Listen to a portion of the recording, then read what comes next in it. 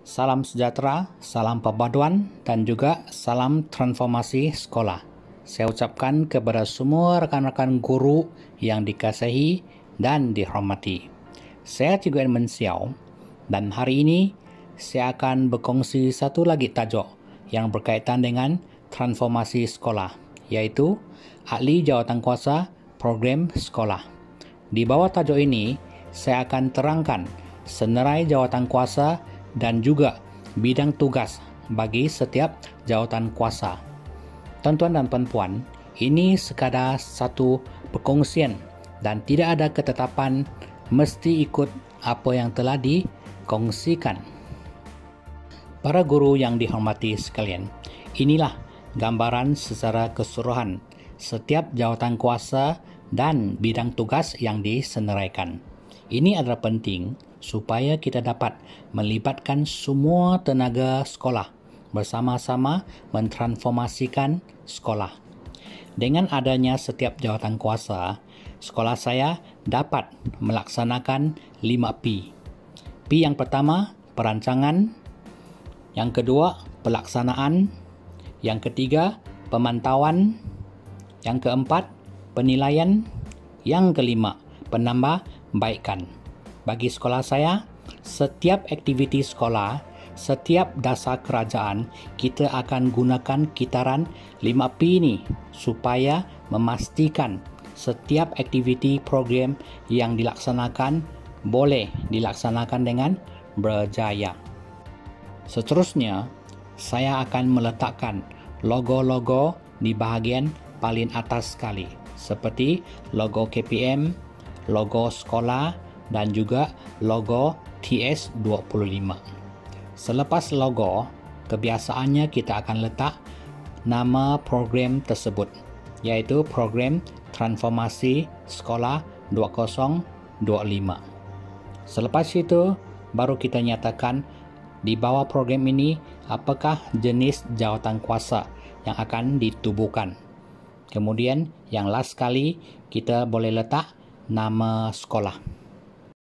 Guru-guru yang dikasihi sekalian, seterusnya saya akan menerangkan setiap jawatankuasa dan juga apakah bidang tugas bagi jawatankuasa tersebut. Dan kita mulakan dengan jawatankuasa induk. Biasanya dalam jawatankuasa induk, jawatankuasa yang paling tinggi, paling atas adalah penasihat ataupun pengerusi. Dan biasanya kita akan letak nama pengetua ataupun guru besar. Dan kita lihat terdapat 6 bidang tugas yang perlu dilaksanakan oleh PGB. Antaranya ialah merancang plan strategik sekolah jangka pendek dan juga jangka panjang, menetapkan matlamat dan hala tuju sekolah. Ketiga, merancang pembangunan profesionalisme berterusan. Keempat, merancang pemantauan dan juga penilaian pelaksanaan program. Yang kelima, melaksana bimbingan pemantauan menggunakan sistem pengesanan dan penilaian. Yang keenam, melapor kepada PPD dalam 3 perkara. Yang A, perkembangan pelaksanaan pintas. B, status perbelanjaan kewangan. Dan C, perkembangan prestasi guru dan staf. Jawatankuasa yang kedua adalah timbalan pengerusi dan biasanya adalah penolong kanan pentadbiran. Antara tugasnya ialah melaksanakan peningkatan pedagogi guru bersama dengan PGB dan juga rakan ilik seperti berikut. A, merancang pembangunan profesionalisme berterusan. B, merancang dan menyeras plan strategik sekolah jangka pendek dan jangka panjang. C, penyerasan pelaksanaan pencerapan, pemantauan dan juga penilaian pelaksanaan program sekolah. Yang kedua, melaksana bimbingan dalam peningkatan pedagogi guru. Ketiga, melaksana pemantauan pengurusan kurikulum. Yang keempat, membantu penyediaan bahan pelaporan yang berkaitan kepada PPD. Seterusnya, kita melihat naib pengerusi 1 dan naib pengerusi 2. Di sekolah saya, PKM sebagai naib pengerusi 1, manakala penolong kanan Koko sebagai naib pengerusi 2. Bidang tugas naib pengerusi 1 yang pertama, membantu PGB menyediakan laporan TS25 yang berkaitan dengan pengurusan HEM. Yang kedua, PKM merupakan penyeras pelaksanaan program TS25 yang berkaitan dengan HEM. Yang ketiga, melaksanakan pemantauan program TS25 yang berkaitan dengan HEM. Yang keempat, membantu menyediakan bahan pelaporan yang berkaitan kepada PPD. Rumusan ringkas di sini, PKM menguruskan program TS25 yang berkaitan dengan HEM. Begitu juga bidang tugas naib pengerusi 2, menguruskan program TS25 yang berkaitan dengan kurikulum. Seterusnya, kita akan melihat 3 lagi jawatan kuasa yang berada di bawah jawatan kuasa induk. Saya sebut 3 kerana penolong penyeras dan juga penolong setiausaha tidak semestinya diwujudkan. Ini adalah bergantung kepada tenaga guru yang ada di sesebuah sekolah. Dan sekiranya seorang penyeras dan juga seorang setiausaha mampu melaksanakan tugas itu, maka kita tidak perlu mewujudkan penolong penyeras ataupun penolong setiausaha. Antara bidang tugas sebagai penyeras, yang pertama, membantu merancang dan juga menyeras semua program TS25 peringkat sekolah. Yang kedua, melaksanakan pemantauan pelaksanaan program TS25. Yang ketiga, memastikan setiap jawatan kuasa melaksanakan tugas mengikut senarai tugas.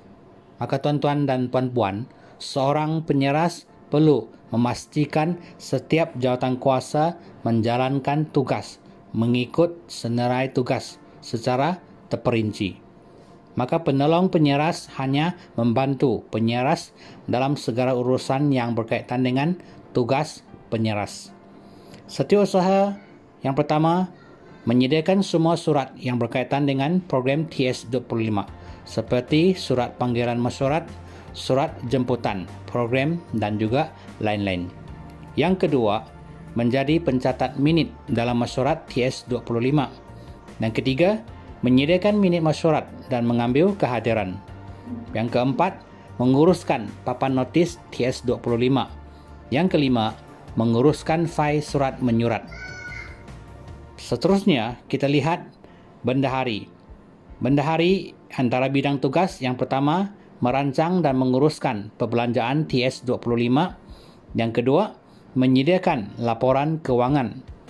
Ketiga, mengumpul dan menyimpan semua salinan bil yang berkaitan dengan fail kewangan. Keempat, menguruskan fail kewangan. Seterusnya, saya akan menerangkan setiap jawatan kuasa yang berada di bawah jawatan kuasa kerja. Yang pertama, jawatan kuasa coaching dan juga mentoring. Di sekolah saya meletakkan 4 guru di bawah jawatan kuasa ini. 2 orang guru akan menguruskan pintas dan 2 orang guru akan menguruskan OPPM. Antara bidang tugas yang pertama ialah mengenapasti isu dan juga menyediakan pintas. Yang kedua, menyediakan OPPM. Yang ketiga, memperpamerkan dan juga menyebarluaskan OPPM kepada warga sekolah. Yang keempat, mendokumentasikan pintas dan juga OPPM. Yang kelima, menguruskan fail CM. Seterusnya, jawatan kuasa prasarana dan juga iklim. Kita boleh melantik seorang guru sebagai ketua dan seorang sebagai penolong. Antara bidang tugas ialah yang pertama, mengenapasti kawasan sekolah yang perlu ditambah baik untuk mewujudkan iklim penyungguhan TS25. Yang kedua, melaksanakan kerja-kerja penambahbaikan bagi kawasan yang terpilih tadi. Yang ketiga, membantu jawatankuasa promosi dan hebaran. Jadi tuan-tuan dan puan-puan, dari sini kita nampak wujudnya kerjasama antara jawatankuasa dengan jawatankuasa yang lain dalam TS25. Seterusnya, saya akan menerangkan jawatankuasa pengurusan data dan maklumat. Di sekolah saya melantik guru data sebagai ketua dan dibantu oleh seorang guru yang mahir dalam ICT. Antara bidang tugas yang pertama, menyediakan visi dan misi TS25. Yang kedua, menyediakan fokus dan juga hala tuju TS25. Yang ketiga, menyediakan plan taktikal. Keempat, hal-hal lain yang berkaitan dengan data dan maklumat TS25. Yang kelima, merakam gambar semua sudut bilik, laluan, kantin, dewan ataupun ruang sebelum dan selepas transformasi. Yang keenam, mengambil gambar aktiviti TS25 untuk dokumentasi. Yang ketujuh, mengaktifkan penyebaran maklumat TS25 di Facebook sekolah. Yang ke-8, menguruskan fail pengurusan TS25. Dan yang ke-9, menguruskan fail pencapaian sekolah. Seterusnya adalah jawatankuasa program dan aktiviti. Biasanya saya letakkan guru bimbingan dan kaunseling sebagai ketua, dan dia boleh dibantu oleh seorang guru sekiranya keadaan tenaga guru di sekolah tuan-tuan dan puan-puan mengizinkan. Antara bidang tugas adalah yang pertama, merancang dan meluaskan program bersama jawatankuasa akademik, HEM dan kurikulum. Yang kedua, menyeras semua program aktiviti dan juga program TS25. Yang ketiga, mengumpul laporan daripada jawatankuasa untuk disimpan dalam fail. Yang keempat, menguruskan fail laporan TS25. Bermaksud, semua aktiviti di bawah akademik, HEM, kurikulum sebagai ketua dalam jawatankuasa program perlu mengumpul laporan dan menyimpan ke dalam fail laporan TS25. Guru-guru yang dikasihi sekalian, seterusnya saya akan berkongsikan berkaitan dengan jawatankuasa promosi dan hebaran. Seorang guru dan seorang pembantu. Antara bidang tugas adalah yang pertama, mereka cipta bahan-bahan TS25 untuk disebarluaskan. Yang kedua, bekerjasama dengan jawatankuasa prasarana dan iklim untuk mewujudkan iklim penyungguhan TS25. Yang ketiga, bahan-bahan yang dihasilkan diserahkan kepada jawatankuasa data ataupun maklumat untuk disebarluaskan. Seterusnya adalah jawatankuasa komuniti. Seorang guru dan juga seorang penolong. Bidang tugas yang pertama, memastikan penlibatan komuniti dalam perancangan dan pelaksanaan program TS25. Yang kedua, merancang program bersama rakan strategik yang sesuai. Ketiga, menyebarluaskan maklumat program TS25 kepada komuniti. Yang keempat, menguruskan fail saranan ibu bapa dan komuniti. Seterusnya, saya akan menerangkan jawatankuasa akademik. Oleh kerana jawatankuasa ini berkaitan dengan akademik, maka saya lantik SU Kurikulum sebagai ketua, dibantu oleh seorang guru.